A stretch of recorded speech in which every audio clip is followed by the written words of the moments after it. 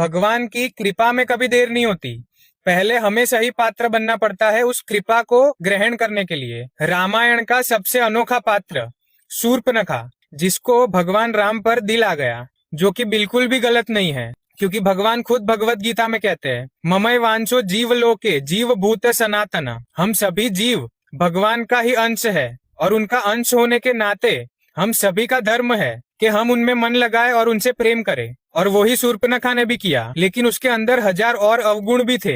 एक तो वो अपना भेष बदल कर आई थी, एक सुंदरी बनकर आई थी। उसने भगवान से बोला कि आप मेरे पति बन जाओ, लेकिन भगवान का मर्यादा पुरुषोत्तम अवतार होने के नाते उनकी एक ही पत्नी हो सकती है, इसलिए तब उन्होंने उसे स्वीकार नहीं किया और उसे दंड देते हुए उसकी नाक भी कटवा दी। लेकिन द्वापर युग में, कृष्ण अवतार में, वही शूर्पणखा पुनर्जन्म लेकर कुब्जा बनकर आई, वही बूढ़ी झुकी हुई औरत। और फिर से उसके मन में वही भावना हुई कि भगवान मुझे प्रियसी के रूप में स्वीकार करे। और भगवान ने भी इस बार उसे नाराज नहीं किया, उसके पैरों पर अपना पैर रखा, उसकी ठुड्डी पर 2 उंगली रखकर उसे सीधा कर दिया और माँ लक्ष्मी के समान उसे सुंदर स्वरूप दे दिया। अपनी प्रियसी के रूप में उसे स्वीकार भी किया। और ऐसा इसीलिए क्योंकि अब उसके अंदर कोई काम भावना नहीं थी, कोई छल कपट नहीं था। वो जैसी थी वैसी ही बनकर आई थी, कोई भेष बदल कर नहीं आई थी। अब वो सही पात्र थी उस कृपा को पाने के लिए। तो भगवान हमेशा हमारे झोले को कृपा से भरना चाहते हैं, लेकिन उससे पहले हमें उस झोले की गंदगी साफ करनी पड़ती है,